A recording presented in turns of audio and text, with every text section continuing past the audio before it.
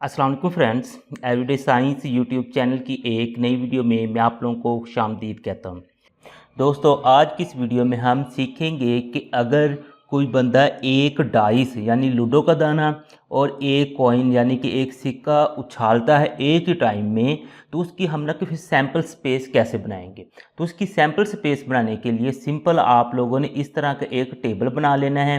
इस टेबल में ना कि आप लोगों के पास जो कतारें हैं ना, जिन्हें हम रोज़ कहते हैं, वो 3 होनी चाहिए, और जो हमारे पास कॉलम है इस तरह से, वो हमारे पास 7 होने चाहिए। यानी कि ये इधर से हमारे पास 7 हैं और इधर से जो इसकी कतारें हैं वो 3 है। इस तरह से आप लोगों ने ये बना लेना है।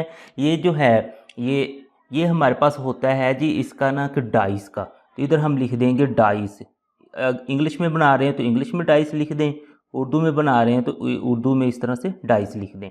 अब इसी तरह से ये जो नीचे वाला है इंग्लिश में बना रहे हैं तो कॉइन लिख दें, अगर उर्दू में बना रहे हैं तो आप लोग की तरह सिक्का भी लिख सकते हैं। अब नेक्स्ट फिर हम ना किसको फिलअप करते हैं। ये हमारे पास है, ये डाइस के लिए है। तो डाइस का आप लोगों को पता है कि टोटल 6 उसके ना के जो हमारे पास लूडो का दाना होता है उसमें ना के 6 नंबर्स होते हैं। तो हम वो एक एक लिख देते हैं, 1 2 3 4 5 और 6। और जो कॉइन यानी कि सिक्का होता है उसमें तो हमारे पास 2 ही होते हैं, या तो उसका हेड आना होता है या फिर टेल आना होता है। तो हम यहाँ पे हेड लिख देते हैं और यहाँ पे टेल लिख देते हैं।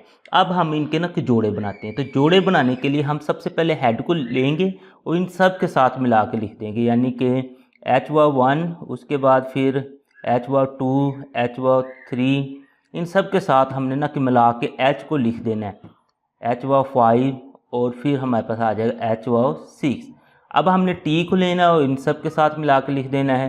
तो T1, उसके बाद हमारे पास है T2, T3, उसके बाद T4, T5 और T6।